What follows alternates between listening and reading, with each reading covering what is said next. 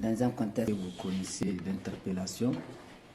Effectivement, le 25 février 2021, 16 personnes ont été interpellées ici à Zender.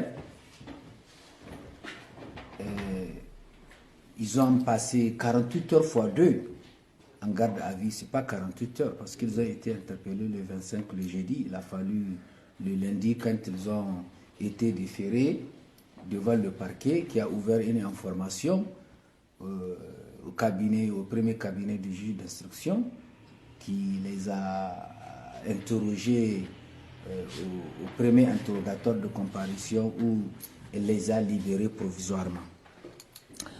En fait, avant la qualification, il faudrait peut-être rappeler de façon sommaire les faits, parce que c'est les faits qui donnent la qualification des infractions qu'on a retenues contre eux.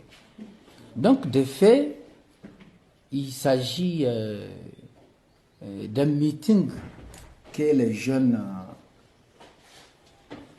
de la coalition CAP 2021 ont voulu organiser suite à la proclamation des résultats globaux provisoires par la CENI et après que les deux candidats ont réclamé la victoire, ils se sont annoncés tous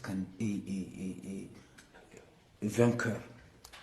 Alors, de part le candidat Bazoum, certains ont commencé à manifester et c'est en ce stade-là qu'ici à Zender, les jeunes se sont réunis pour décider d'organiser un meeting. Et tardivement, après avoir pris cette décision, c'est tard le soir, la nuit, qu'ils ont commencé à informer publiquement du meeting qu'ils veulent organiser pour manifester leur joie suite à la victoire de leur candidat, son Excellence Maman Ousmane. Alors, ils ont commencé et leur véhicule est tombé en panne. Quand le véhicule est tombé en panne, comme c'est des personnes connues dans la ville, certains sont venus, des curés sont venus auprès du véhicule, ils sont en train de regarder et c'est en ce temps-là que la police est arrivée pour les interpeller et les ramasser tous. Tous ceux qui étaient là ont été ramassés.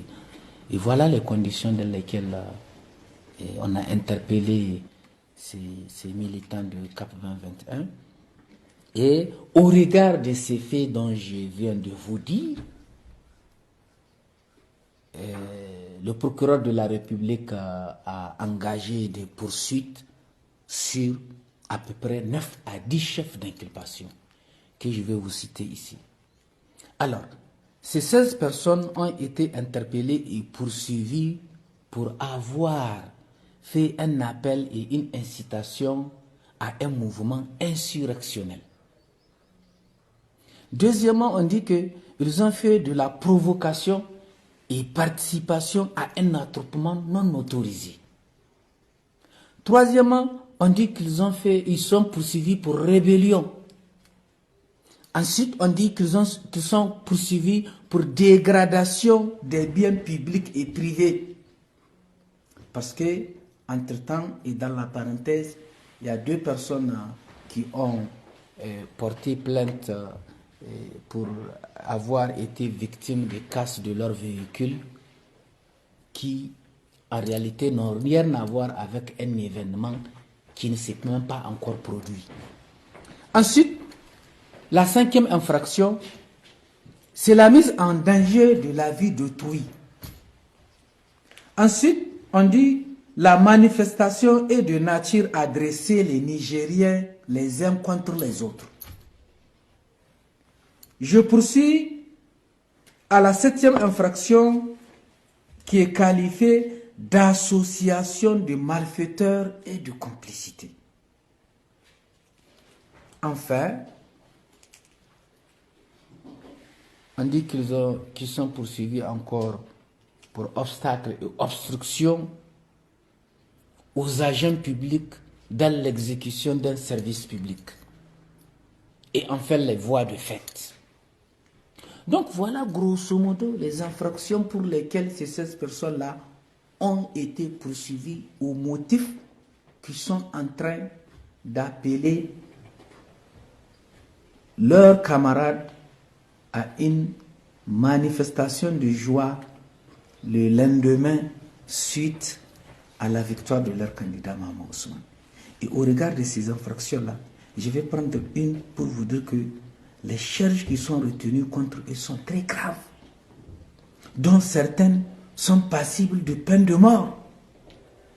Donc je pense que c'est assez sérieux, même s'il s'agit de la politique,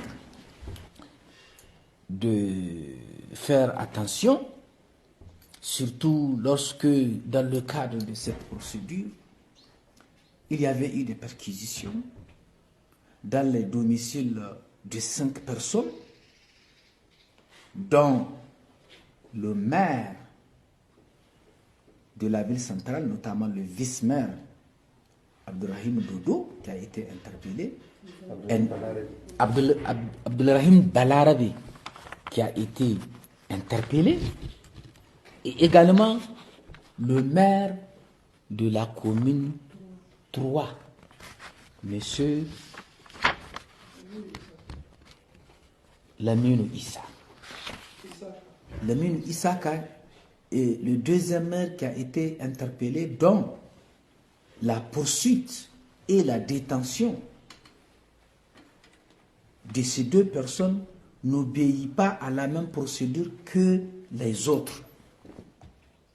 De la procédure jusqu'à la détention, ce n'est pas la même chose. Les maires ne sont pas poursuivis par les procureurs de la République ou les procureurs généraux de la Cour d'appel. Il faut le procureur général de la Cour de cassation, bien qu'il peut donner des instructions au procureur de procéder aux actes de procédure. Alors, s'agissant de la détention également, lorsqu'il s'agit de les détenir, la loi recommande qu'ils soient détenus hors de leur circonscription. Voilà. Donc, maintenant, vous voyez toutes ces charges-là, toutes ces perquisitions-là, où on cherche rien d'autre que les documents, on cherche à subtiliser les preuves que le candidat Mahamat Ousmane, mon client, est en train de compiler pour saisir la cour. Ces résultats sont en train de remonter et nous avons constaté que c'est une cabale contre tout ce qu'on estime posséder ces documents de preuves pour les remonter qu'il faut faire. Parce que au cours des perquisitions, j'ai constaté que c'est les documents qu'on cherche. Ce qui est très loin des charges qu'on retient contre eux. Alors, je disais que malgré toutes ces charges-là, le juge d'instruction, qui se trouve être un juge indépendant, inamovible, a décidé de les libérer provisoirement. Tous ont été libérés. Mais ce que je vais préciser ici, au moment où nous étions au cabinet d'instruction, pour ce dossier, un autre militant de la CAP 2021 a été interpellé et qui se trouve être le rapporteur du candidat Mahamat Ousmane au niveau de la région des Anders. Je sortais de son interrogatoire à la police judiciaire pour venir tenir cette conférence de presse. Et étant, on m'a appelé à l'instant où nous sommes pour me dire que Chekou, qui a été interpellé dans ce même dossier et libéré provisoirement par le juge d'instruction, vient d'être interpellé. Ce qui veut dire que si je me lève d'ici encore, je vais aller à la police. Or, et alors que je devrais être là à ce moment précis en train de compiler et de travailler les éléments de preuve de mon candidat.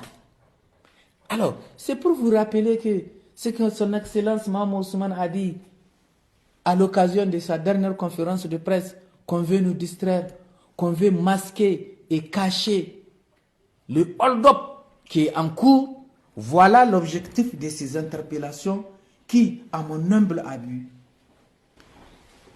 n'ont aucun intérêt. C'est vrai que l'état et l'esprit de la peur peuvent amener à faire des choses sans savoir même pourquoi on les fait, parce que c'est inefficace. Alors, je pense que c'est assez grave ce qui se passe, surtout ici à Zander, où j'estime que les militants de CAP 2021 ont fait beaucoup d'efforts pour contenir les gens en leur expliquant que le candidat Mohamed Ousmane s'inscrit dans une logique de la légalité. Attendez jusqu'à ce que nous épuisons les voix là, malgré que tous les mécanismes et les acteurs chargés de l'arbitrage du processus électoral font l'objet d'un manque de confiance. Le manque de confiance qui a créé un déficit d'arbitrage. Voilà tout le problème. C'est parce que nous sommes face à un déficit d'arbitrage et de la CENI et de la Cour constitutionnelle surtout, où l'opinion pense que, au regard de ce que cette Cour-là a fait, on ne doit pas s'attendre à grand-chose. Malgré tout, ces militants ont vraiment été très patients de contenir les jeunes, d'expliquer jusqu'à ce que ces voix-là soient épuisées et voir est-ce qu'ils vont tenir compte des vétos qui ont été posés notamment sur les circonscriptions et les 12 circonscriptions électorales de la région de Tawa, où les délégués de Mohamed Ousmane ont été kidnappés. Ils n'ont pas assisté, pas du tout, aux opérations électorales au niveau de leur bureau de vote. L'information, malgré qu'ils ont été menacés, kidnappés jusqu'à la fin, le lendemain, pour les faire reconduire à Tawa parce qu'ils ont été transportés de la ville de Tawa dans les autres circonscriptions. C'est pour cela que lorsque les représentants de Mohamed Ousmane au niveau de la CENI régionale ont été saisis plutôt de ce que voilà ce qui s'est passé, ils ont été séquestrés. Cette fois-ci, ils ont abandonné les braquages et autres, ils ont séquestré les membres du bureau de vote, ils ont rempli leur PV et ils sont venus la remettre. Et les représentants de son Excellence Mohamed Ousmane ont refusé de signer au niveau régional. Au niveau national, ils ont refusé de signer. Et il était convenu à la CENI nationale de reprendre les calculs. Et raison pour laquelle vous avez constaté que les résultats de Tawa ont été publiés en dernière position et la nuit. Parce qu'il était question de les revoir et ils n'ont pas été revus quand le président de la CENI était sorti et revenir et il avait publié. Et c'est en ce temps-là que les représentants de Mohamed Ousmane au niveau de la CENI nationale se sont levés, ils ont vidé la salle et on a délibéré les résultats sans leur présence. Ils n'ont pas signé. Maintenant, les résultats globaux provisoires transmis par la CENI, comment la Cour va les apprécier lorsque nos représentants n'ont pas signé? Et s'ils ont fait une signature ou bien imité? Ça, c'est un autre problème. Et c'est tout ça là que nous allons amener devant la Cour parce que d'abord, nos représentants et nos délégués au niveau des bureaux de vote, nous avons leur signature. On va confronter ou comparer avec les signatures des procès-verbaux de déploiement qui sont versés à la Cour constitutionnelle. Les rapports des différentes CENI régionales de la CENI régionale de Tawa qui a apposé son veto. On va voir s'ils ont imité la signature ou ils ont transmis sa signature. Le rapport général de la CENI nationale transmis à la CENI, on va vérifier. Est-ce qu'il y a la signature de nos délégués ou pas? S'il y a cette signature-là, ils l'ont imité. Vous voyez, raison pour laquelle Ousmane à avancer un chiffre sur lequel il est sûr de lui, parce que tous ces bureaux de vote qui n'ont pas fonctionné sont censés être annulés. Tous les bureaux de vote qui ont mal fonctionné sont censés être annulés. Et quand vous faites la somme, vous verrez que c'est ce que Mohamed Ousmane a dit, sans tenir compte des autres irrégularités, notamment là où c'est beaucoup, dans la région nord de Maradi, à Bermou, à Tagris et autres, et également dans la région de Difa, sur l'exemple que son Excellence a cité de quelques 180 bureaux de vote, dont 50 seulement ont fonctionné, parmi les 50 même, d'autres ont mal fonctionné, mais tous les résultats ont parvenu. On va vérifier les signatures. Nous avons fait les spécimens des signatures données déléguées, on va comparer. C'est pourquoi il ne sert à rien de se précipiter. Et la paix n'a pas de prix. On va reprendre le comptage biométrique que son Excellence Mohamed Ousmane avait avancé pour voir si on peut départager les gens. Et si, dans le cas même où le comptage ne peut pas départager, nous envisageons et nous recommandons à ce que même les élections soient reprises dans la région d'Ottawa, si ça peut être une solution. Pourquoi pas? Et je pense que dans ce contexte de ce cas d'espèce où personne ne veut lâcher et que chacun se réclame la victoire, il n'y a que reprendre. On a fait les élections sur toute l'étendue du territoire national. C'est pas ça, c'est pas la région d'Ottawa et quelques bureaux de vote là où on a contesté qui vont être un problème pour trouver une solution.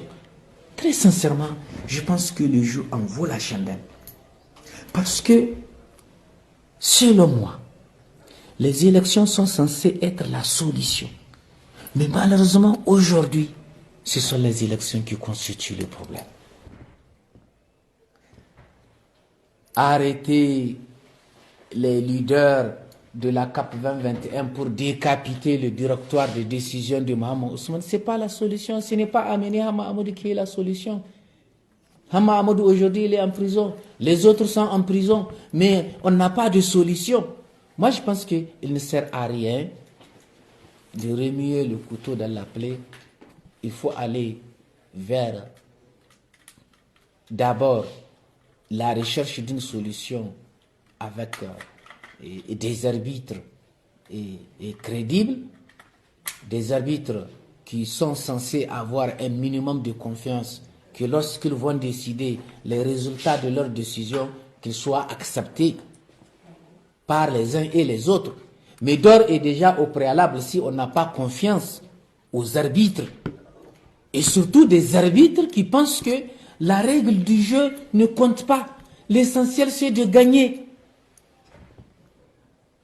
Terrible. Alors, c'est pourquoi je pense que nous sommes à la croisée des chemins. Il ne sert à rien de se précipiter. Il faut prendre le temps qu'il faut pour trouver une solution à ce problème, parce que la paix, comme je l'ai dit, n'a pas de prix. Jusqu'à présent, les leaders ou le directeur de CAP 2021 n'a pas donné d'ordre de faire quoi que ce soit en termes de violence ou des infractions pour lesquelles certains sont en train d'être poursuivis. C'est des petits enfants de 10-15 ans qui se sont mis dans la rue en train de manifester. Et aujourd'hui, la mentalité de nos enfants, il ne faut pas la considérer comme la nôtre il y a 30 ans, 40 ans. Aujourd'hui, ton enfant de CE2, il va prendre ton cellulaire là, il va le manier plus que toi. Donc, il ne faut pas penser que c'est parce que ce sont des enfants qui ne sont pas capables de faire une certaine organisation de ce qu'ils font. Et d'ailleurs même, lorsque ces genres de manifestations se font par des personnes jeunes comme ceux-là qui le font, cela veut dire qu'ils ont pris déjà conscience de ce qui se passe. Aujourd'hui, nos enfants, on n'a pas besoin de leur expliquer ce qui se passe. Moi, je vous dis, mon enfant qui est au CE2 aujourd'hui, il discute de la démocratie, de la gouvernance avec le président Nuhu Arzika. Lui, il en sait quelque chose.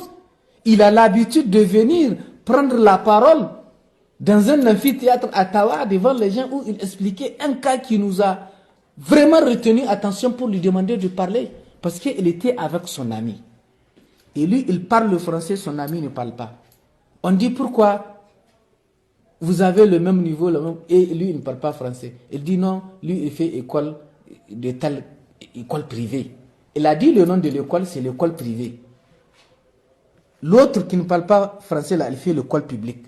Et moi, mon enfant, il est à la Croix-Rouge.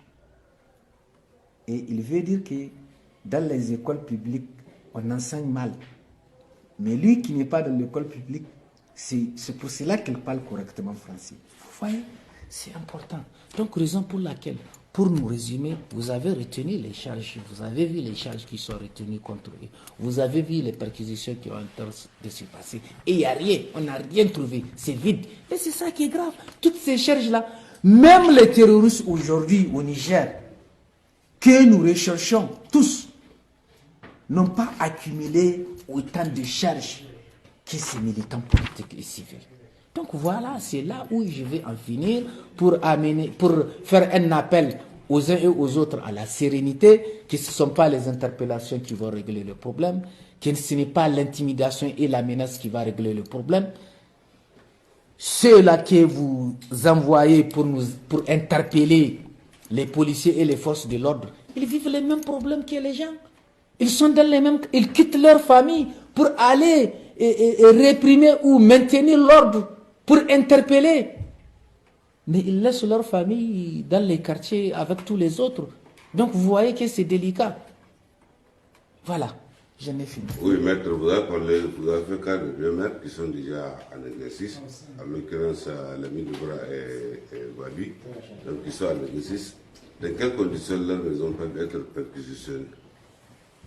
Oui, mais tout ça là, moi en tant qu'avocat, comme mes clients m'ont rassuré qu'il n'y a rien, et d'ailleurs même s'il y a quelque chose, vaut mieux faire et savoir, en ce temps-là, tout le monde va être tranquille. Mais ils sont partis, ils ont perquisitionné de l'illégalité. Un officier public, un maire central dans sa ville, mais le maire n'a pas intérêt que la ville soit cassée. Moi, je sais très bien que quand on veut faire les activités du 18 décembre là, mais tout maire qu'on va faire ça dans sa ville là, il a des problèmes. Donc les maires ne veulent pas. Ça joue sur leur électorat. Et on vient les interpeller comme ça, comme des vulgaires criminels de grand chemin. Association de malfaiteurs, c'est une infraction pour laquelle on court la peine de mort.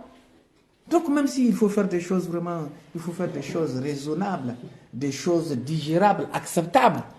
Oui, maître, comme vous avez parlé de la Cour constitutionnelle, dans la Constitution, qu'est-ce qui est prévu comme délai pour la proclamation définitive des résultats? La Cour constitutionnelle, après la proclamation des résultats globaux provisoires par la CENI et à partir de leur transmission par bordereau de transmission reçue par la Cour constitutionnelle, les candidats ont 10 jours pour faire le recours. Et là même, il y a une contradiction entre le code électoral qui prévoit 10 jours et la Constitution qui prévoit 15 jours. Donc, nous prenons le minimum, 10 jours. Et la Cour a 28 jours pour examiner tout. Donc, nous avons au moins, même si le temps est insuffisant, de revoir 26 000 procès-verbaux, bien que la contestation ne porte pas sur tous les procès-verbaux, mais la Cour va ouvrir les enveloppes. Il y a 7 conseillers seulement. Moi, j'étais conseiller à la Cour constitutionnelle. J'étais d'ailleurs même secrétaire de la Cour. Même pour ouvrir une enveloppe, au tout début, tu peux ouvrir une enveloppe à moins d'1 minute, mais au fur et à mesure, il te faut 2-3 minutes pour ouvrir, enlever le procès verbal, regarder l'heure qui est au-dessus, la conformité, voir s'il y a des réclamations. Or, tout ce travail-là a besoin de lucidité. Nous sommes dans un contexte où, c'est vrai, la loi a prévu que les réclamations doivent être faites dans les procès de dépouillement d'abord pour être prises en compte par la Cour constitutionnelle. Mais nous sommes dans un contexte où le bureau de vote n'a même pas fonctionné, donc les délégués n'ont pas accédé à ce procès verbal. Mais comment ils vont faire une réclamation? Mais c'est tout ça là que nous voulons constater. On ne va pas ici au Niger nous légaliser le vol. Les gens vont voler et on va dire que c'est Dieu qui leur a donné.